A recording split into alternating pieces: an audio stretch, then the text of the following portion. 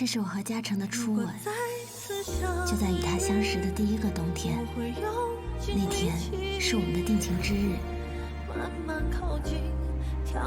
嘉诚果然还是回青楼了。干杯！新年快乐哈！新年快乐！来吃菜。谢谢妈。你也尝尝。小姐吃菜。谢谢妈妈。多吃啊。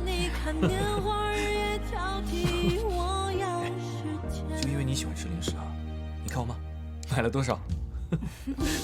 你还说小姐呢？其实啊，是小姐叫我上午去买的。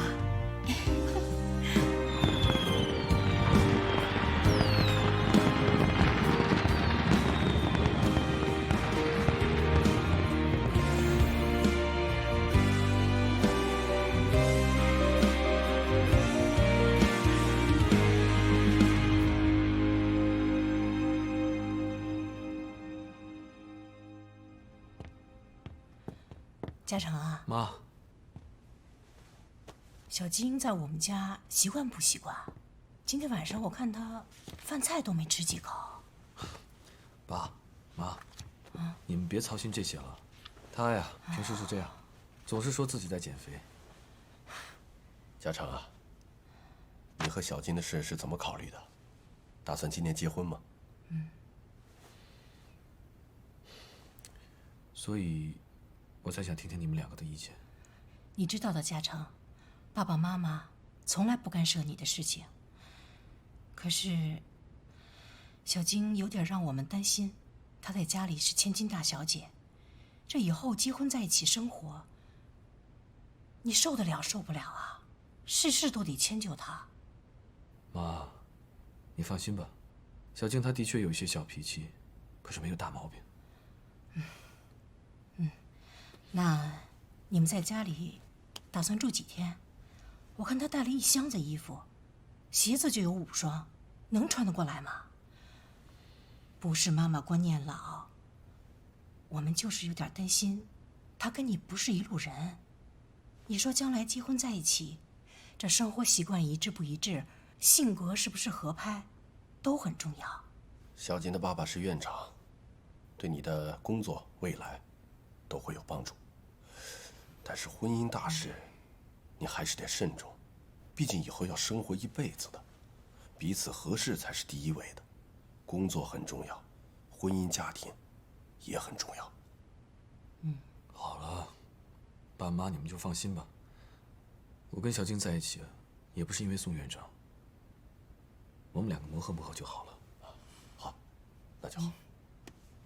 那，这个是爸爸妈妈准备的，回头你送给小静，也算是一份薄礼。记住，不管你做什么决定，爸爸妈妈都是支持你的。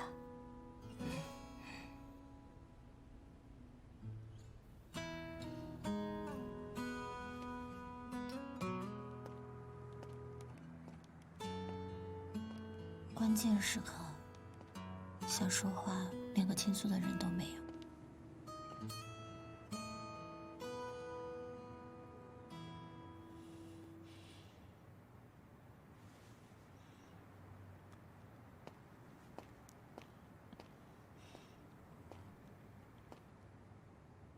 俏俏，师姐，新年好啊！那我先走了，有事儿你们慢慢聊，有空电话联系。再见。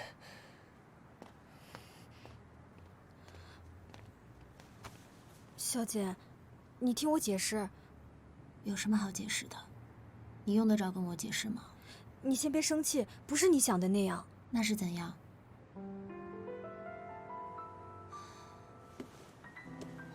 好，你想解释，那解释吧，我听着。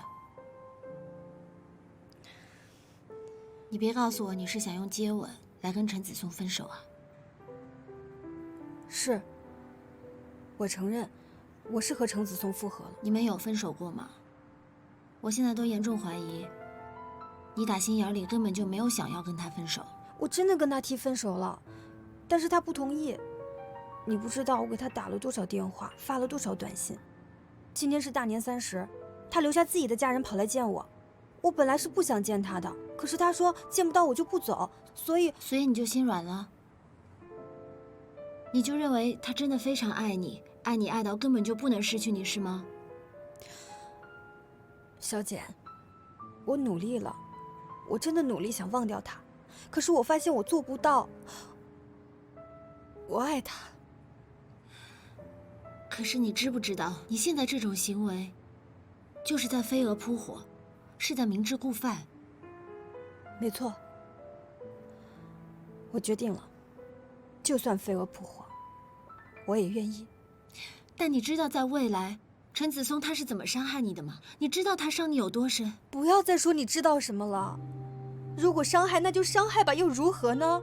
不能因为你知道结果就不要过程了吧？难道你让我强压自己的感情，自己骗自己说我不爱他吗？你觉得我对程子松是一种执念，那你对叶嘉诚又何尝不是一种执念啊？不能因为你在未来和叶嘉诚相爱，你就认为叶嘉诚和宋小静不合适，就理所应当的认为叶嘉诚爱你是一种必然。你用结果去推导过程，那才是对感情的大错特错。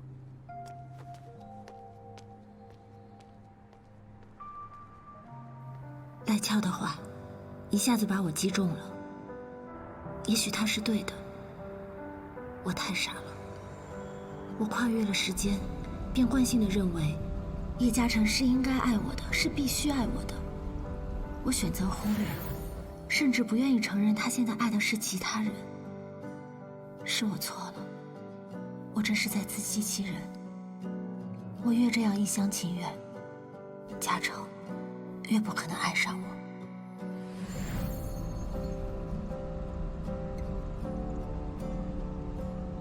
不能因为你知道结果就不要过程了吧？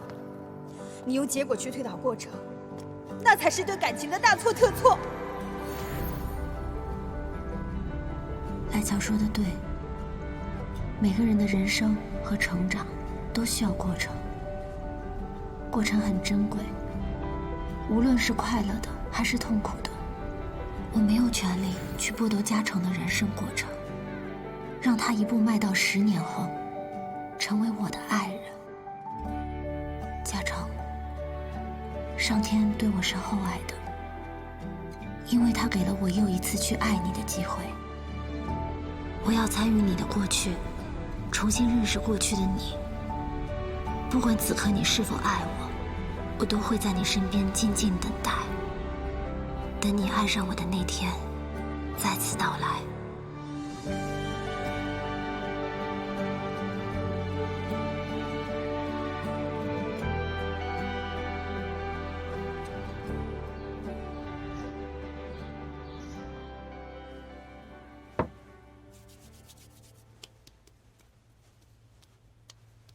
小姐，进来。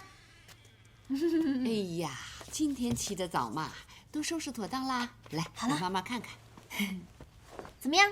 我们家小姐就是漂亮。当然了，第一天上班，我一定要给大家留下好印象。是的，第一天上班要全力以赴。妈妈今天呢自己会去找孙医生的，有什么问题，妈妈第一时间给你打电话，行不行？来，加油！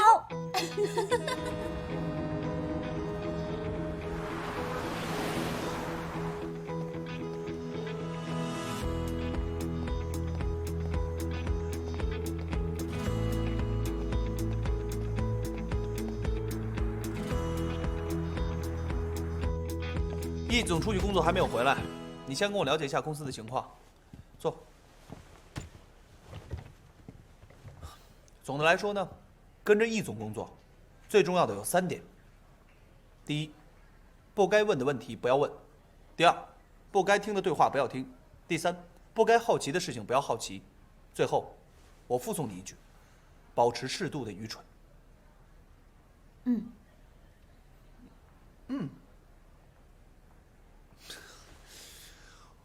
我说了这么多，你要不要拿笔记下来啊？易总说话向来只有一遍 ，So am I。我都记下了，在这儿呢。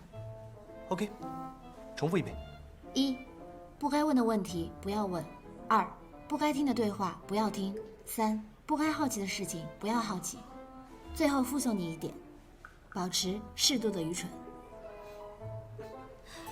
对了，还想请问一下，易总平时有没有什么生活习惯？比方说，爱喝什么样的咖啡，爱吃什么样的东西？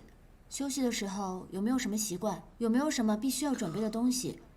请您都要事无巨细的告诉我。看不出来啊，怪不得易总点名要你啊，记忆力还不错。行，咖啡的事情呢，待会儿去下面我教你。啊，对了，这盒3-9是给你的啊，公司体恤员工，最近天气不好，容易感冒。谢谢。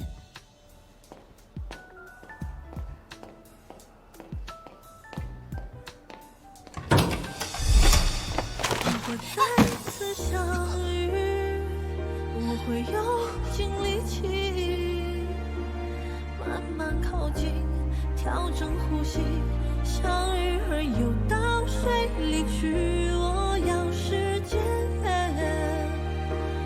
都留给我。既然真的是家常，没有眼花，也没有幻觉，老天又把家常送到了我面前，这就叫天注定的缘分吧。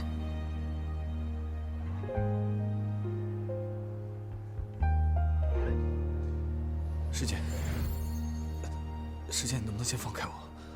你挂着我的脖子好疼啊！对不起，对不起。两位，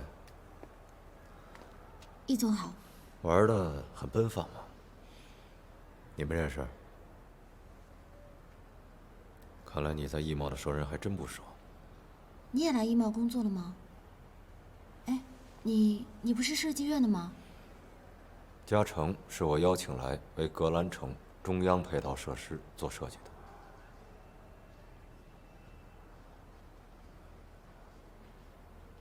易总，如果没事的话，我先走了。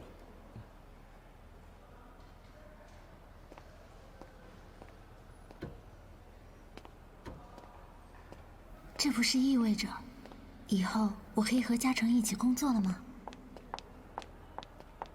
一佩，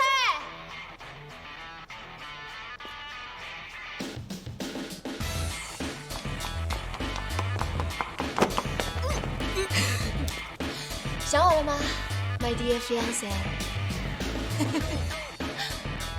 下来说话吗？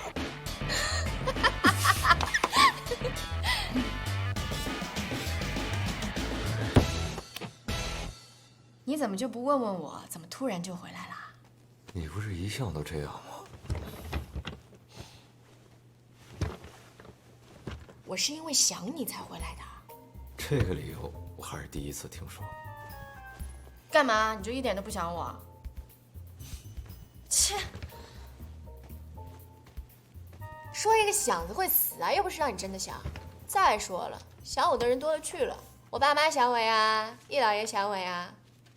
我看你舅舅也挺想我的，就你不想我。他想你才怪。我在伦敦的时候遇见他，他说你为了收拾他的烂摊子，简直是拼了命啊！还说什么带回来一个英国设计师回来帮你，救你于水火。你信吗？当然相信了，为什么不相信？才怪！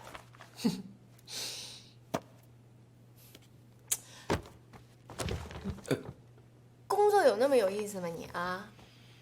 困在办公室这种地方多无聊。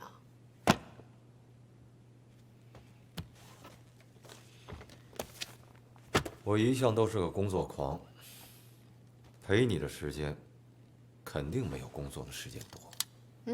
我不需要你陪我，你忙你的，我有我自己的事儿。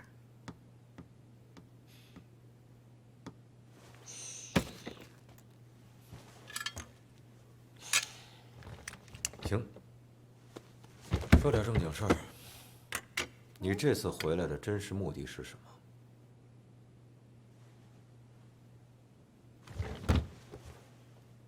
你终于对我的事儿感兴趣了啊？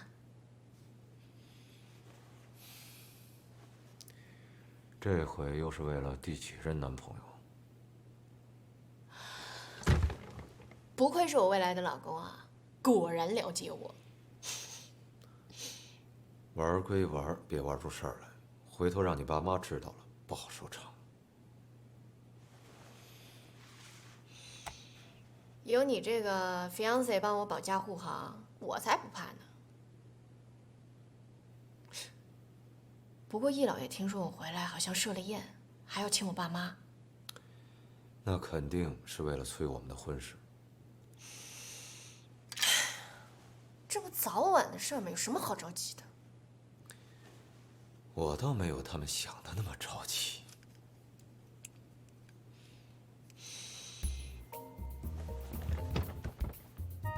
佩哥哥，你就让我再自由一段时间，你高兴就好。deal。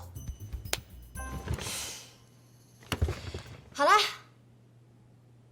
反正呢，我这次来你也没有时间陪我，那你就把张凯借我用一下。哎，不行，我最近的我近几年的安排，都是由他负责的。再说了，你上次折腾他折腾的还不够吗？我不管，那你就给我安排别人。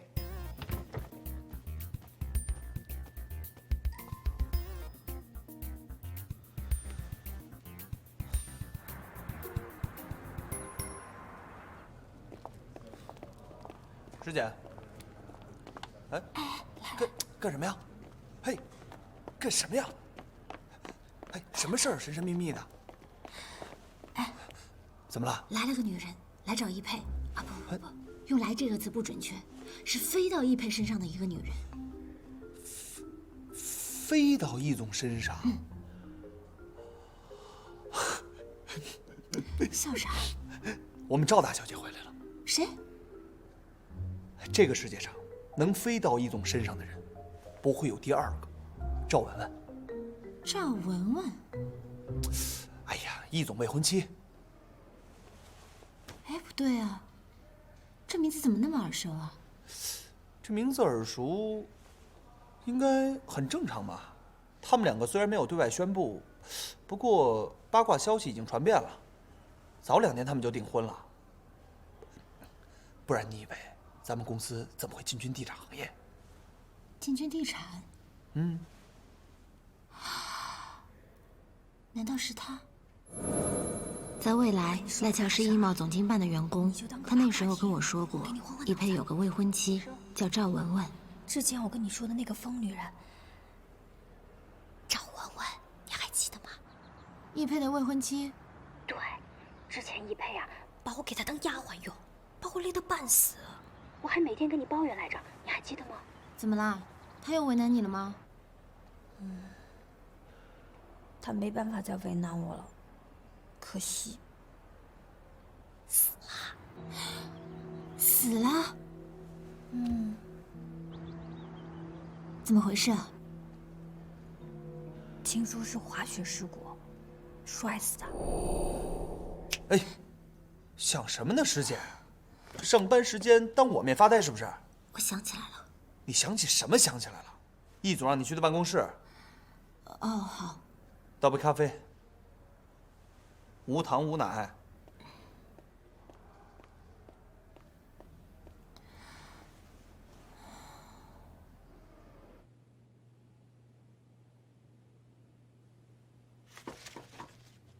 进。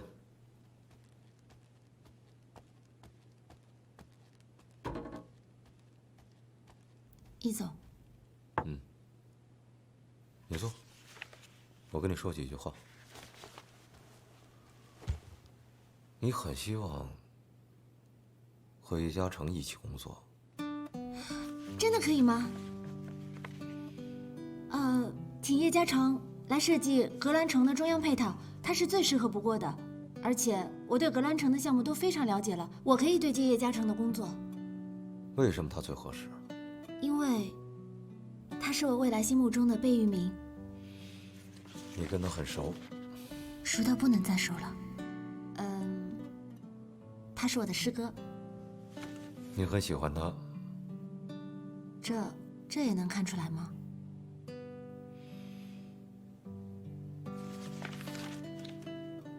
你觉得呢？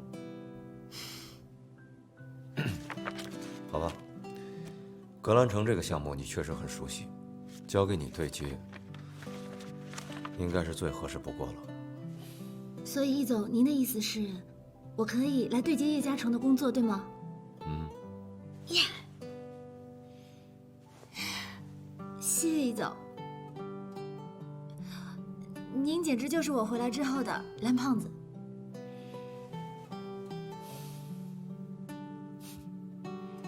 不过，你要同时做好另外一份工作。啊？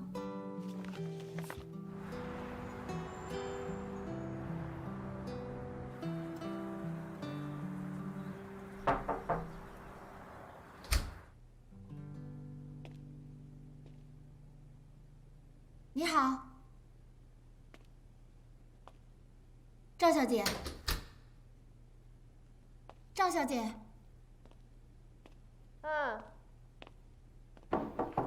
我进来了。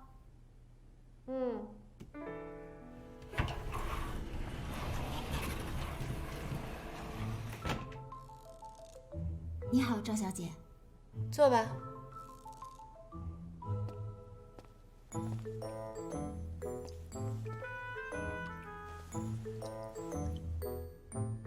你就是易佩新招的女特助啊？是的，是易总让我来陪你。你跟他工作多久了？我怎么之前没有见过你啊？我也是才来不久。如果易佩让你来陪我，顺道监视我的话，那你现在就可以滚回去了。你跟他说你完成不了这个任务。赵小姐，易总只是让我来陪你，他没有说让我监视你。你以为陪我很容易吗？那我应该怎么做呢？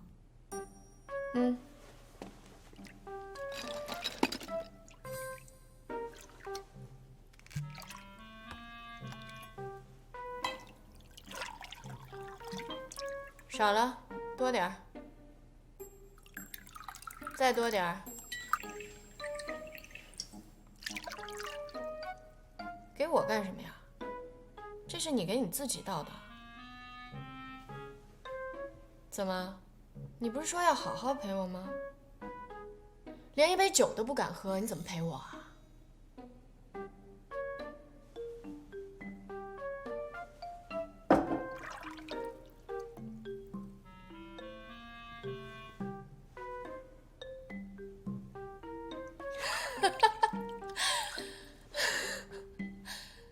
哎，你这人怎么那么容易激呀？我让你喝你就喝啊？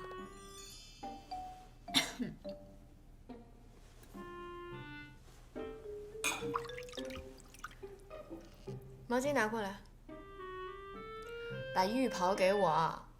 哦。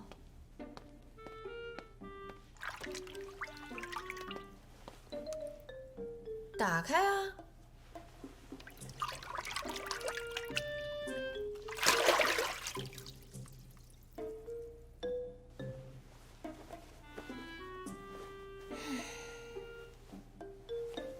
哦，对了，你叫什么名字来着？我叫石简，时间的时，简单的简。既然佩哥哥让你来陪我，那在这段时间里，我就是你唯一的 boss， 你就只能听我的，明白吗？当然。以后我们去什么地方，见什么人，说什么话，只有你知我知，绝对不能有第三方知道，明白吗？但是有什么问题？我的意思是，我们需要统一好口径。那当然，具体怎么说我会告诉你的。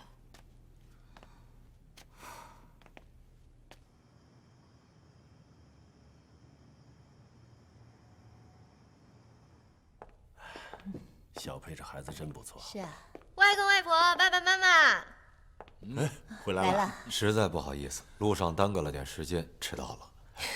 我这时差都没倒过来呢，好困啊。快走快走。谢谢。文文，什么场合呀？当着长辈的面收敛一点。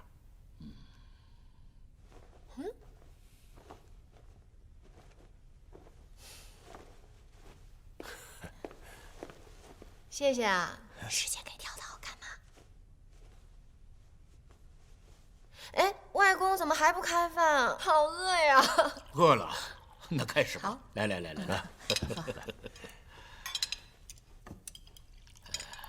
文文在英国待着开心吗？这高中就过去了，开心不开心的说不上。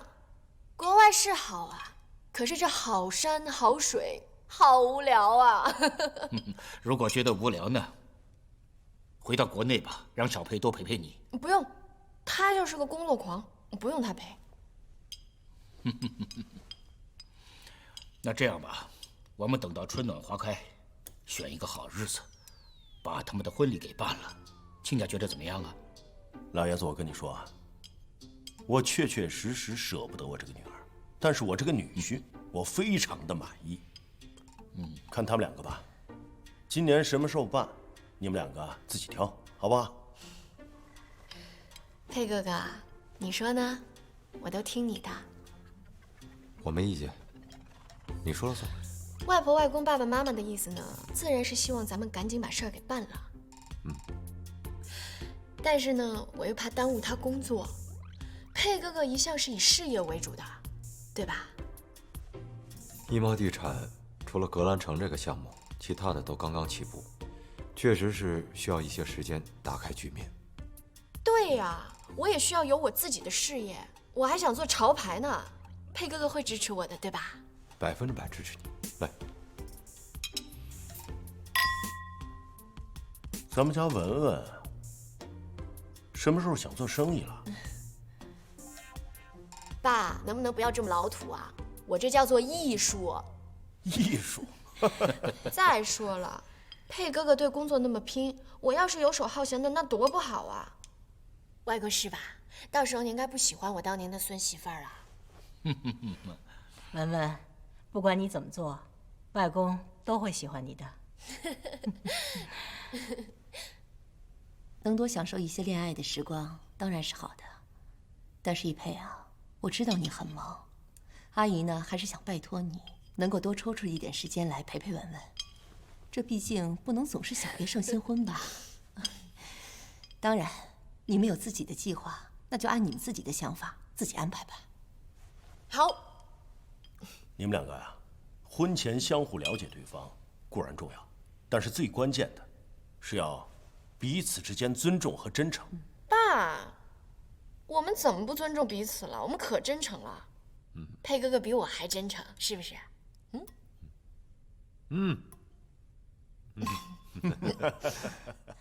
来，干杯！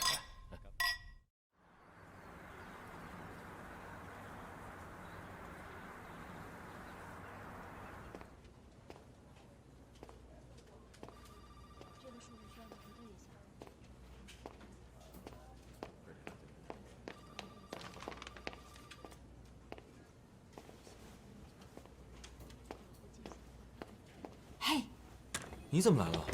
哎，你先别站起来。易总让我来对接你这边的工作，所以你这儿工作还顺利吗？你看呢？其实你不用在意查尔斯那边，因为他毕竟是个老外，他根本不了解我们这里的生活环境和所有的需求，你只要按照自己的想法去设计就好了。查尔斯是英国很棒的建筑设计师，我其实还蛮想知道他的设计理念的。没问题，我可以帮你去窃取商业机密。不好吧？没关系。他的名片，我要想知道，自己打给他就好了。谢谢。那我先赶设计了，随便坐。那我就不打扰你了。不过我还有一个小小的请求，就是你的那个电话把我的电话号码屏蔽了，我没有办法打电话给你联络到你。反正我们现在都已经是普通的工作关系，所以可以把那个设置给取消吗？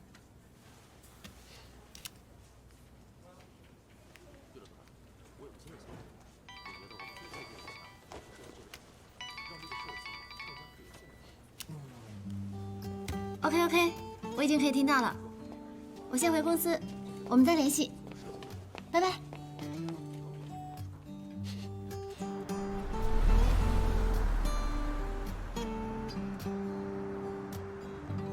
这个，谢谢。点这么多呀？请稍等。哎呀，我好久都没有吃日餐了，这些我都想尝一下。哦，好。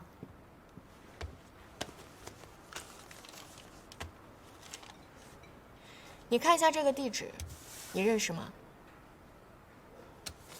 朝夕剧院，我知道这在哪儿。好，那待会儿吃完饭你就带我去一下。那要不然我去帮你查一下，今天有什么戏可以看？不用，你带我去就行了，其他的不用做。好。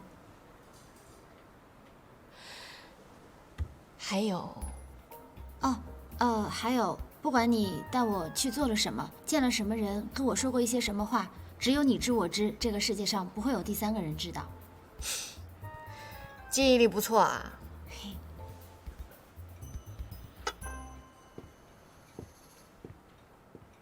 剑，开动！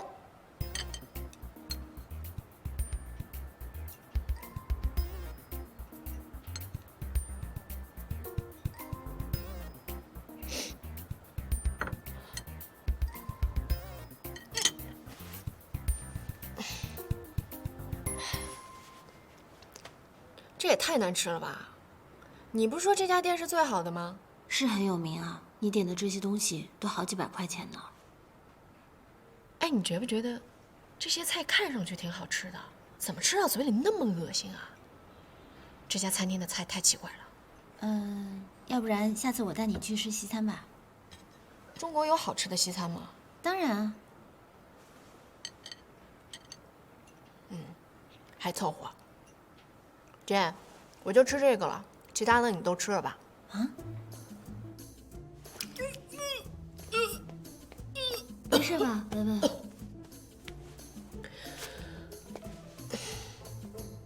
都怪你，带我来的是什么破餐厅啊，害得我肠胃炎都犯了。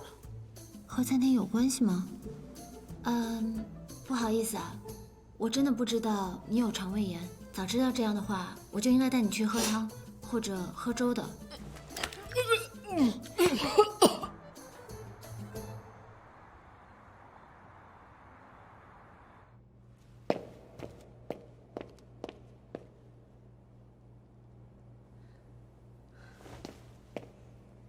李亨利，李亨利，李亨利，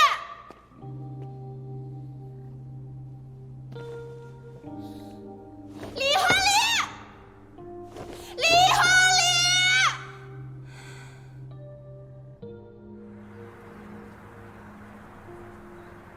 易总，你来看一下这里。你看一下。这条长廊，它的透顶采光其实非常重要。阳光从这一面，所以说从我们这边是这个角度打入里面，刚好照射在镜面半透明的一面玻璃上，折射在地面的水石里，再加上旁边墙壁还有这一带的岩壁绿化，营造出了一种非常湿润的雨林感。南方的天气，有一半都是雨天啊。这个我早就考虑到了。您再看这个。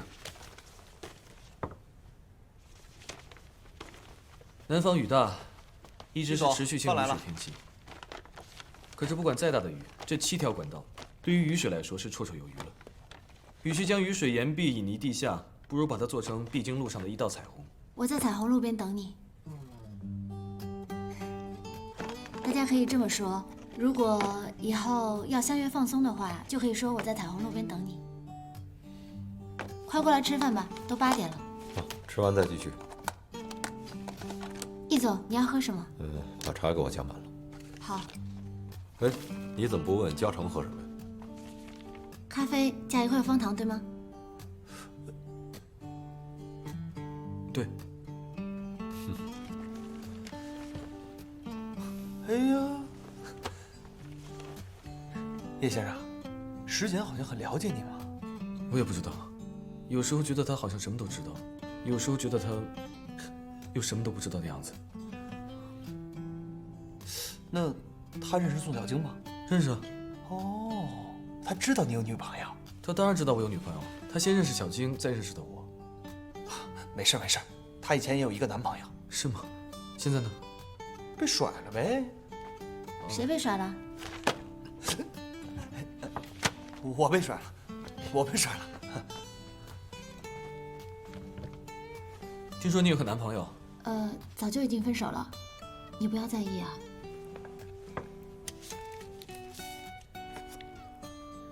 看你们谈工作谈得这么辛苦，来多吃点牛肉。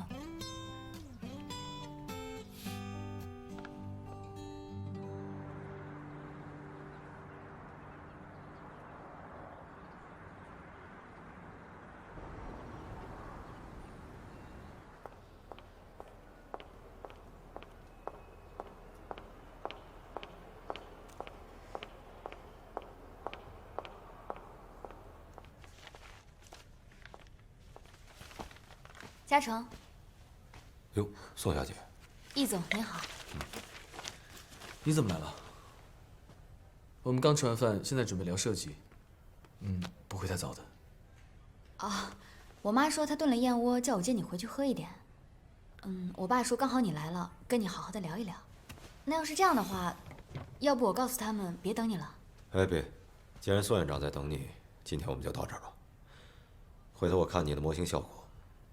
也好，有什么事情找师姐，要想见我，让她来安排。行了，再见。再见。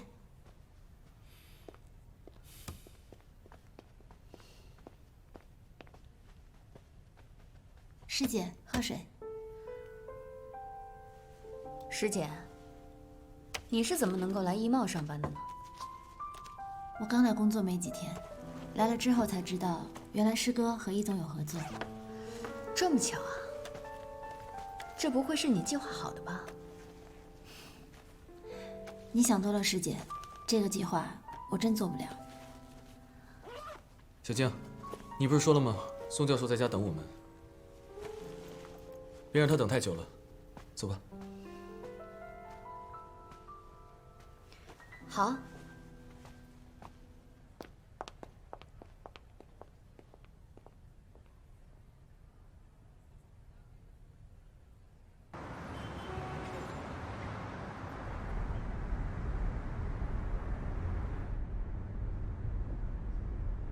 为什么不告诉我石简在医贸上班？我觉得没有必要特意提起。我不是不相信你，我是没有理由相信其他人。这样下去，我怎么能够踏实呢？这个时间只要一天阴魂不散在你身边，我就会时时刻刻想起他的风言风语。嘉诚，要不格兰城的项目，我让爸爸交给其他人做吧。你就跟我们好好准备英国的比赛，好不好？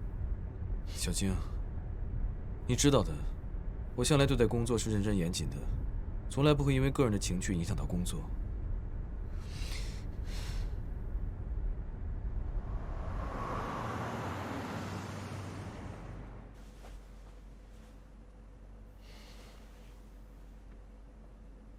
喂，怎么了？小静，工作不是儿戏，是要有人去负责的。怎么能随随便便就让院里把设计师给换了呢？那你这样子，设计院以后谁还敢把工作交给我呀？行了，你长大点儿，别闹性子了。我没闹性子，我也会没有安全感，我也会害怕的嘛。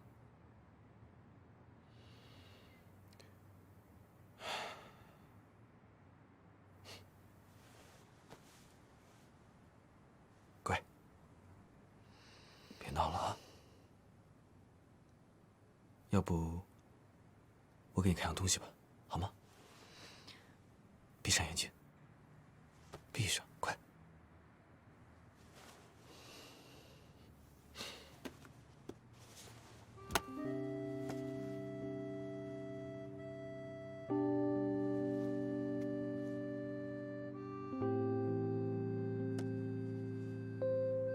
打开吧。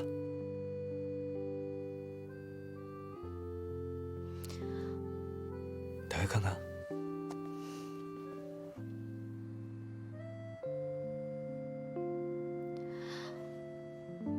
这个是我妈给我的，她要我给我未来的儿媳妇。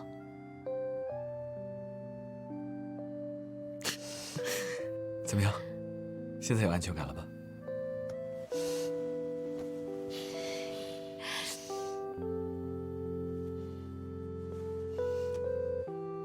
这个定心丸我收下了。好了，你就让我好好忙完衣帽这个项目，之后我们再好好准备英国的比赛。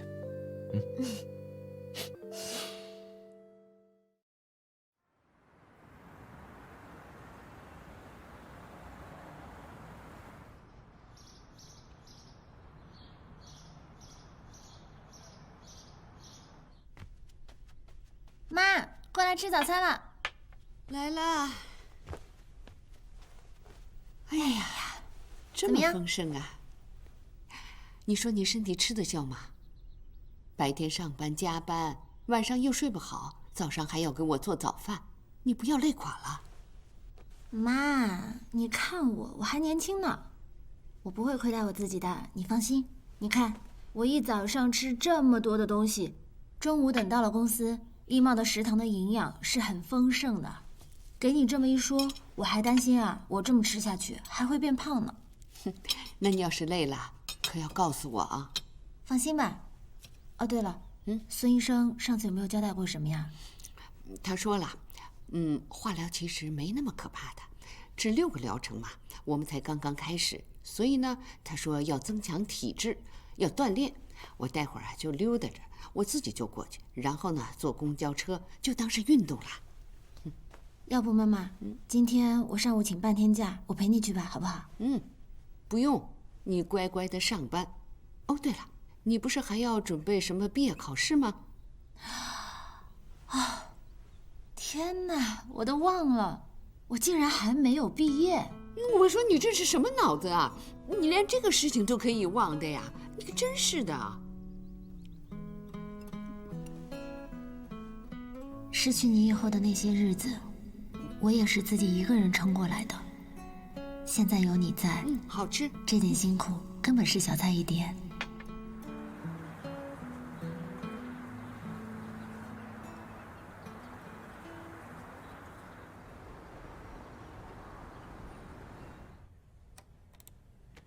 我有些担心。怎么了？查尔斯的设计，我看到了。你担心什么？这个人，你了解吗？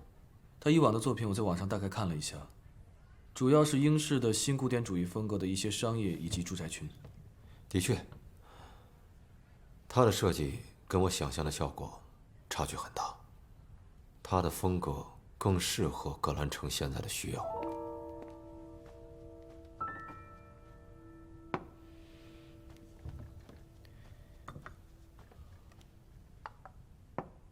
谢谢。你去过英国吗？去过。那你喜欢英国的建筑风格吗？喜欢啊。为什么？因为历史感，因为安全感，看起来就像一幅画一样。所以啊，查尔斯这一次就等于带来了一幅画。查尔斯的设计出来了。通过一点小渠道，我看到了。那易总喜欢吗？我喜不喜欢不重要。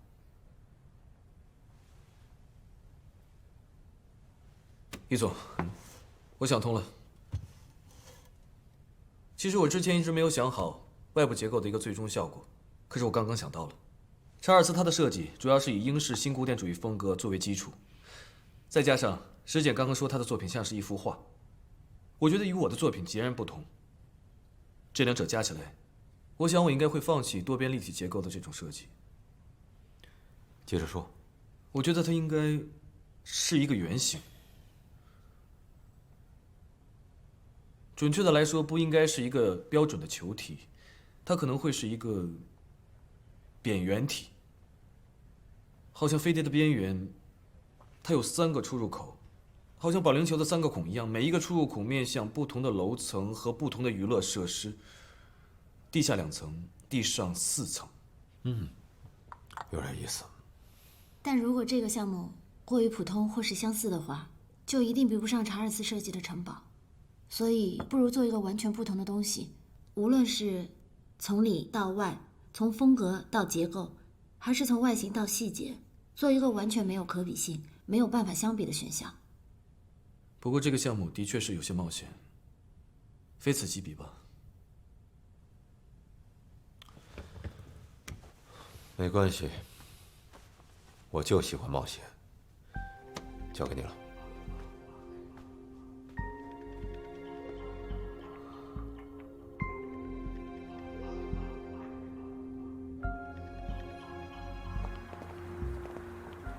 师姐，你要去哪儿？我现在要去一趟学校，坐地铁过去。要不我打车带你去地铁口吧？好，谢谢。老公，我来接你下班了。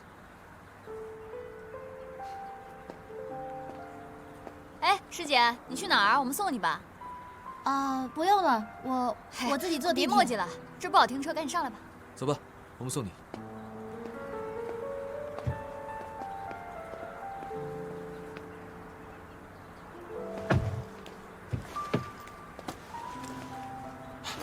走吧。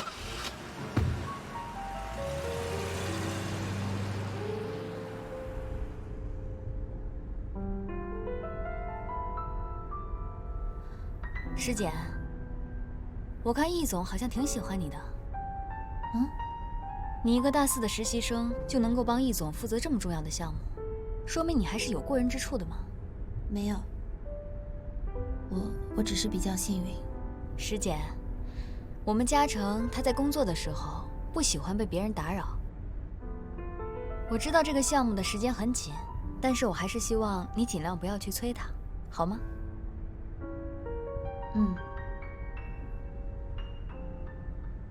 嘉诚，你看，伯母送我的项链我戴上了，好看吗？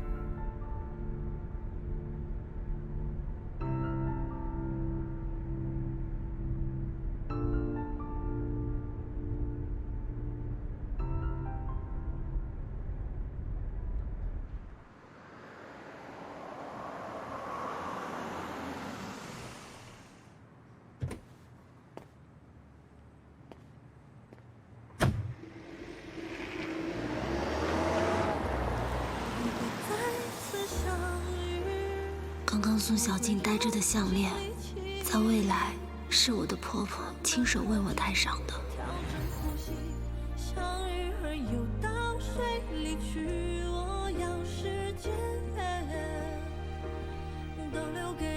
小简啊，这个呀是我和你爸爸为下一代珍藏的一个项链，现在送给你，希望你和嘉诚好好过日子，可以一直传下去。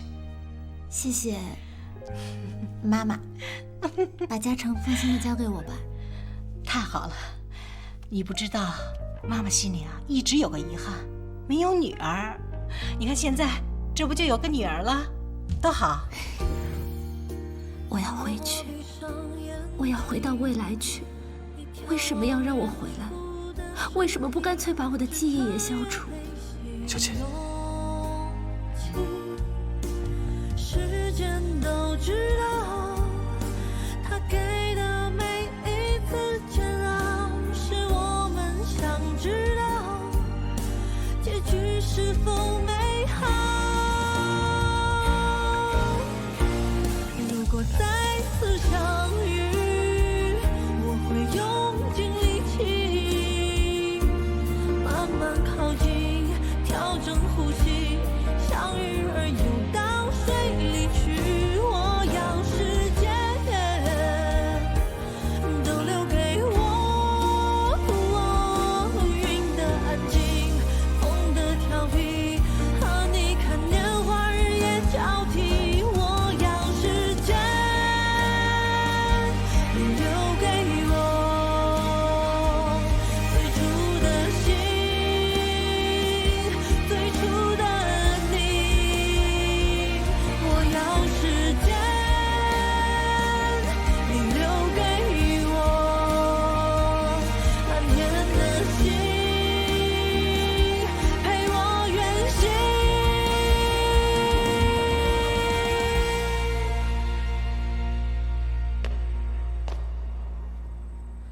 就算时间老去，就算无关心意，慢慢靠近。小姐，调整呼吸，像鱼儿游到水里去。我要世界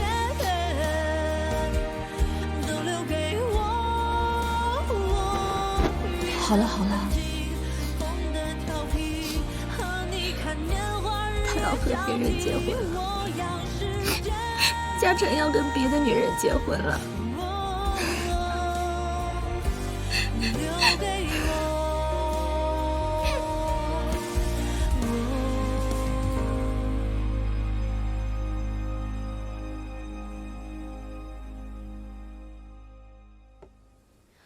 你看看你，谈恋爱谈得那么精疲力尽，你跟我说说呗，别一个人闷在心里。哎，你有没有发现啊？你回来的都是跟我讲的有关不好的，除了叶嘉诚以外，那未来总会发生点好事嘛。你跟我说说呗。我和……哎，别提叶嘉诚，咱们说点别的。在我去英国读书那3年，在那段期间，我有交过一个男朋友。哎，这个好啊，就说这个，你行啊你，是英伦绅士吗？休杰克曼、休格兰特、克林还是马丁啊？不会是憨豆叔那个类型吧？憨豆叔人家可是牛津的高材生，你懂什么呀？那是什么类型的嘛？是什么类型都不重要。反正我不会再去英国念书了。当时也是因为妈妈，呸！当时也是因为你，叫我去英国读书，换个环境，好重新开始生活。我说的？嗯，你说的。哦，那这3年间，我有去找你玩吗？没有啊。啊，这酒店和导游的费用都省了，我怎么可能不去呢？因为当时，你和陈子松怎么，分手了？分手才应该去找你哭啊？没错啊，可是那个时候，你跟陈子松是最好的时候，你每天都跟掉在蜜罐里一样，哪有时间想到我呀？那你这么说的，我们还能好3年呢，这也太长时间了吧？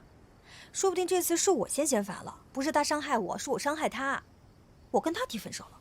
如果是这样，那我就开心了。但是小简啊，我这么想不是因为你告诉了我的未来，而是因为我走过的路让我站在这里。因为我站在这里，所以我才想我的未来。我现在就是一个22岁的女孩，我渴望得到一个无怨无悔的爱情。我觉得我遇见了，无论结果是好是坏，我都不后悔。我现在只想去爱他。你说的对，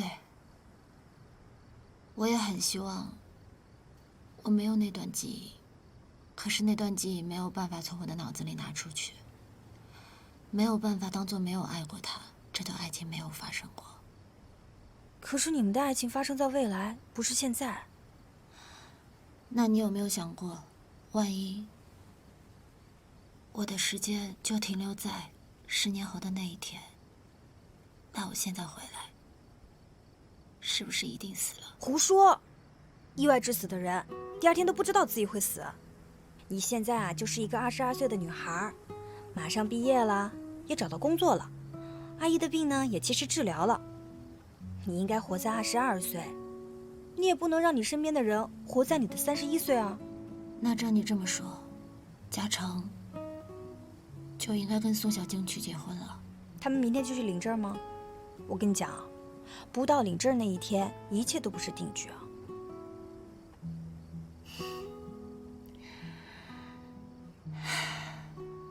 虽然我是从未来回来的，我知道未来发生的事情，可是好像你的思路会比我更清晰一些。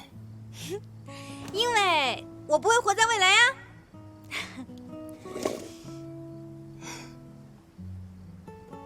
哎呀，走啦，睡觉，走。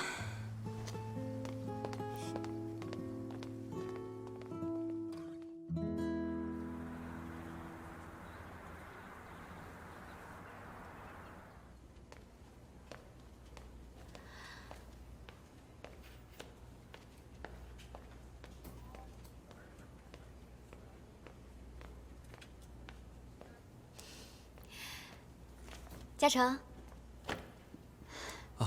我们部门今天没什么事，我可以下班了。我还要在这里赶方案，可能会到晚上。你要累了，先回去吧。我知道啊，你慢慢改，我在旁边陪着你。刚好我也没什么事，我在这订订我们结婚用的东西。好。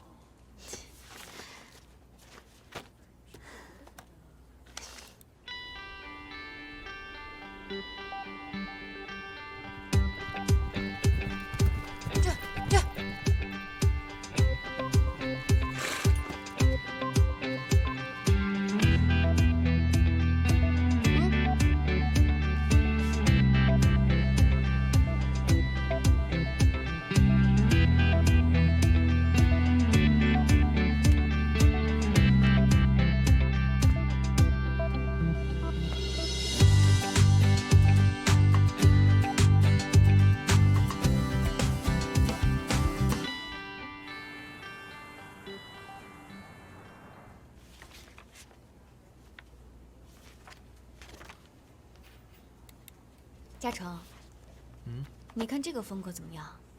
草坪的婚礼一定会很浪漫。我们可以主色调定为白色，然后用一些粉色点缀，你觉得呢？草坪你喜欢就好。你也喜欢草坪吧？嗯。但如果我们定的日子会下雨就不好了，所以我们一定要有 B 计划。你记得上次我们去看的那个花房，这种阳光房呢？不管是下雨还是晴天，都会非常有格调。但它唯一的缺点就是地方太小了，到时候观里的亲戚朋友进去的人不能太多。要不我们就草坪吧。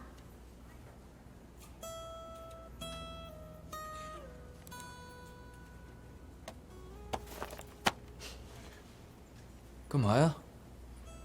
你就不能停下来10分钟跟我聊一聊吗？我这是为谁啊？我这不是为了咱俩的婚礼吗？好了，你等我画完图以后，我安安静静的回到家里陪你聊，好吗？你累了，先回去吧。啊！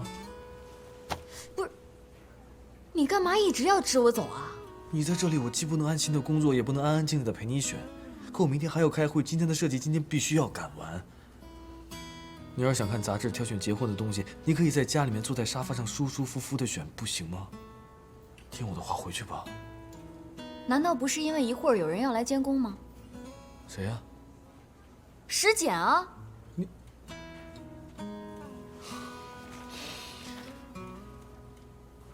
就算他石简代表义贸过来监工，那又怎么样？你担心什么呀？我当然不担心你会对他怎么样，但你怎么能保证他不会对你怎么样呢？我说你的脑子里一天到晚都在想些什么东西啊？那你让我怎么想他？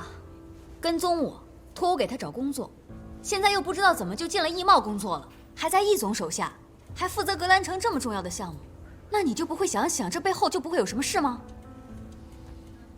反正他那些招数我是不明白，但我敢打赌，她一定是那种人前小白兔，人后小妖精的女人。行了，我真的不想再听你说这些了，回家去吧，好吗？回到家以后，我安安静静的陪你选。我现在听这些，我一点思绪都没有了。走吧。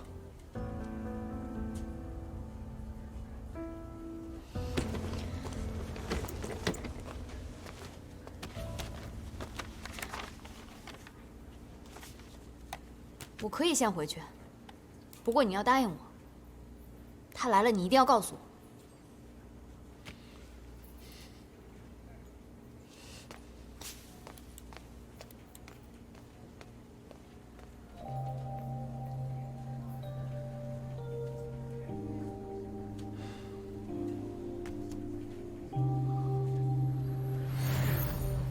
明天中午电影资料馆会放映《罗马假日》的胶片版。我知道这是你最喜欢的电影，所以我就特地去买了2张票，我想请你看。打球一定很辛苦吧？我这里正好有松露巧克力。这个是波利尼钢琴演奏会，我排了很久的队，花了2倍的钱才买到，想亲自送给你。我会一直等着你。与其将雨水岩壁引离地下，不如把它做成必经之路上的一道彩虹。我在彩虹路边等你。大家可以这么说：如果以后要相约放松的话，就可以说我在彩虹路边等你，咖啡加一块方糖，对吗？可以陪我坐一会儿吗？不需要说什么话，就只是这么静静的坐着就好。太奇怪了，为什么这个我以为有些神经质的女孩，说出来的话，总是和我心里想的一样呢？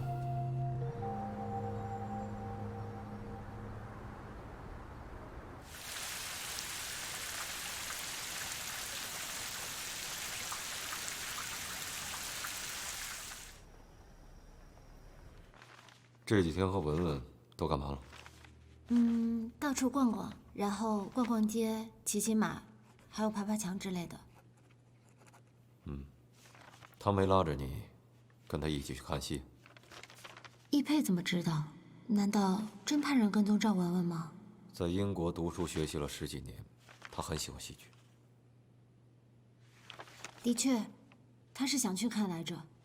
如果易总有时间的话，我可以帮您和赵文文一起订票。不用了。哦。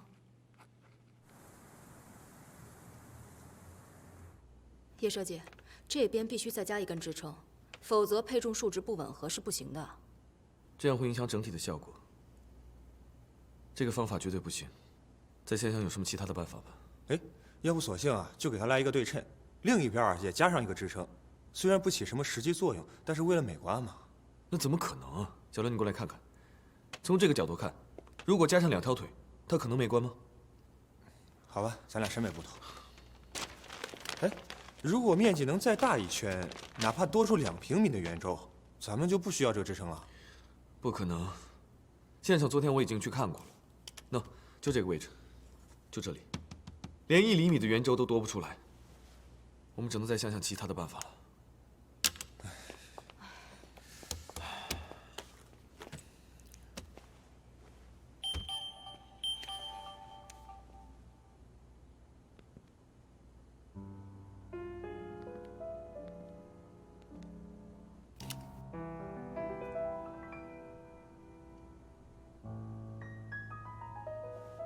叶设计，我实在是熬不下去了。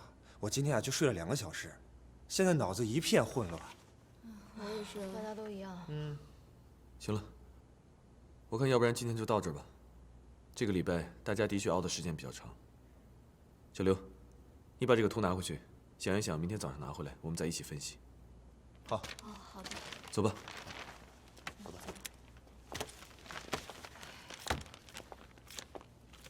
走了。走吧，明天见。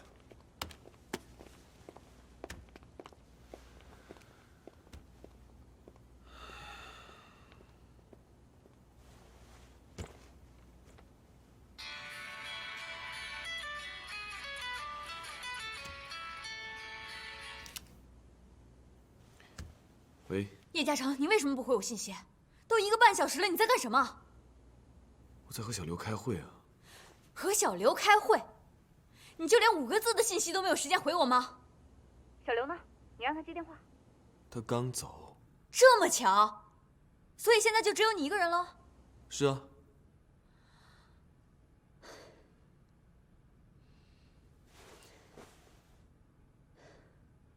嘉诚，你已经连续加班1个礼拜了，我爸也没有邀请你这么拼命。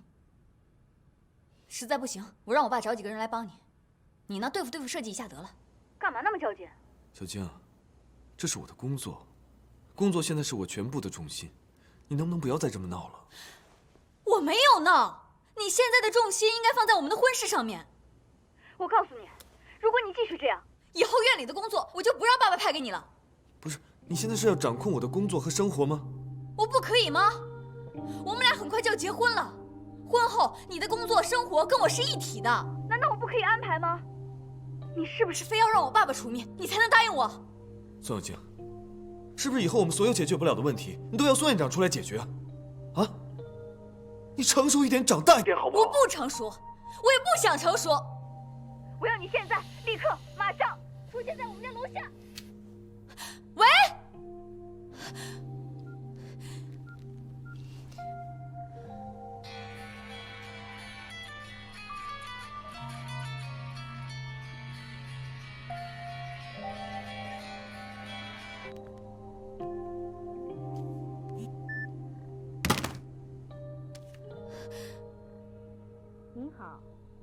拨打的电话已关机。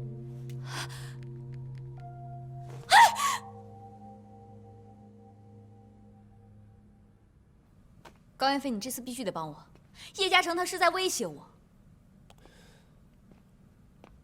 大小姐，谁敢威胁你啊？你那是把嘉诚给逼急了。我劝你还是收着点吧。你再这样疑神疑鬼下去，不仅把嘉诚给推出去，还直接推到石简的怀里去了。你这不是放手，你这简直是助攻啊！再就是，人家石简性格比你温柔多了，换别的男人还是会选石简的。高彦飞，你站谁那边？你到底帮谁啊你？你站谁那头？停！忠言逆耳，忠言逆耳。嘉诚的性格你还不知道吗？表面上看着云淡风轻的，但是内心非常的笃定。他一旦下定了决心，这9头牛都拉不回来。我怕你以后会后悔。我就是不愿意，不希望，也不想看到他跟石简出现在一个画面里。这个石简也真够阴魂不散的，他到底哪里好啊？嘉诚就非要搭理他。你越这样想啊，越造成嘉诚的逆反心理。嘉诚最讨厌什么呀？最讨厌别人控制他。那，你说我该怎么办啊？怎么办？你这么聪明，还用我教吗？不过话说回来，这个石简挺简单的，就是有点死心眼儿。但是历史经验告诉我们，千万不要和死心眼儿较劲。与其针锋相对，不如化敌为友。你的意思是说，把石简发展成我的闺蜜？对了，她不可能对自己闺蜜的男朋友下手吧？这样一来，嘉诚也不会对我有意见，一举两得。高彦飞，你可以啊！那是。我原来怎么没发现？你招数那么多。你们女人可比我们男人会玩这些。不是自古有一个传承吗？这个宫斗剧，不是每天都在现实生活中上演吗？你可拉倒吧！这要是哪个女孩落你手里，我觉得都得被你玩死。别！我可不像叶嘉诚那样，可一棵树上吊死。你别拐着弯的骂我。我之前给你介绍的那几个姑娘，人家现在可是天天在我面前吐槽你。哎呦，我的姑奶奶，我给你烧烤香了啊！以后千万别给我介绍那种傲娇女王范儿的，小爷我真伺候不起呀，求你了啊！哟，喂，宝贝儿啊，我们晚上一块儿吃饭吧？啊？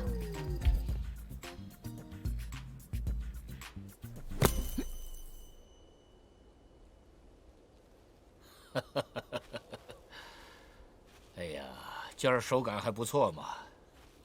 看来最近没少练啊。我这人打球是看心情，从来都不琢磨。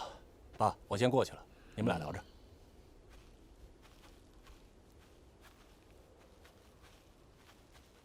我听说，秦东特意带回来一个英国的设计师，想要参与格兰城的配套设计。是。舅舅对格兰城这个项目还是有感情的，要不然就用英国的设计师，让舅舅来负责。那这不合适。毕竟我们跟宋院长已经开始合作了。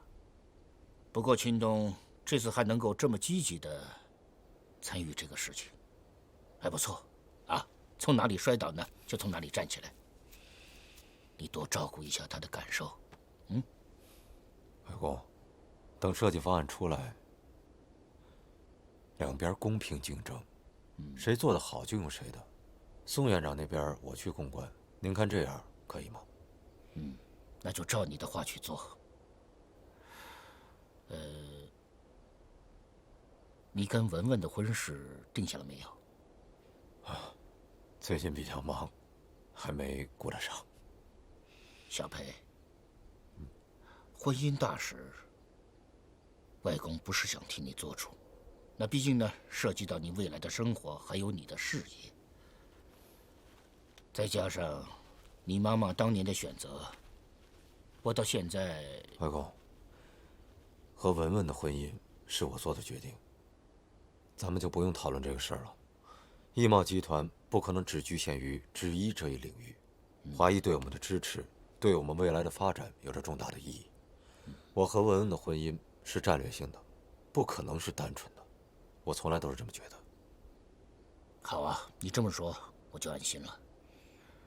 这件事情呢，在我们集团是最重要的一件事，你千万不能掉以轻心呐。能够早点定下来的话，就更稳妥了。啊，我听说好像万泽最近跟赵家呢一直在接触，赵鹏程可不像文文那么单纯呐。他不会因为我们两家的联姻，就会放弃他得到的利益。那万泽呢，是我们的竞争对手，如果让他们得到先机，那以后的事就难办了。你盯着点啊！您放心，我会抓紧办。走吧。好。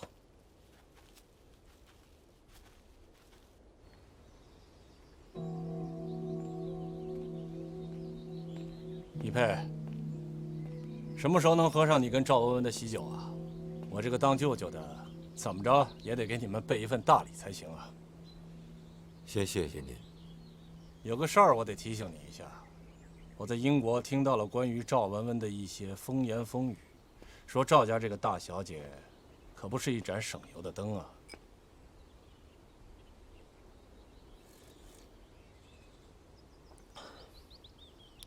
文文性格一向张扬，没少得罪人，风言风语的话自然是没少说。我要是计较那些有的没的，倒显得我幼稚。大气。赵家这个女婿果然是没有找错人，一家今后的发展就全靠你了。背靠大树好乘凉嘛，还是得靠我们自己，单靠文文没戏。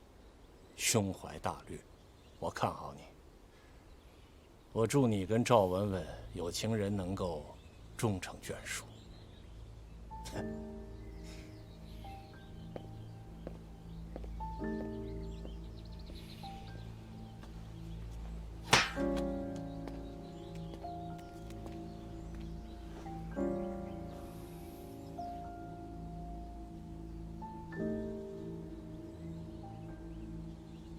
你跟文文在一起了吗？没有啊，易总。他这次回来的真正目的到底是什么？目的？什么目的啊？我这几天就一直陪着他逛街 shopping 啊。就没发生什么别的事情？没有啊。从现在开始，他去过什么地方，见过什么人，做过什么事，都要向我汇报。这合适吗？把那妈字儿去了。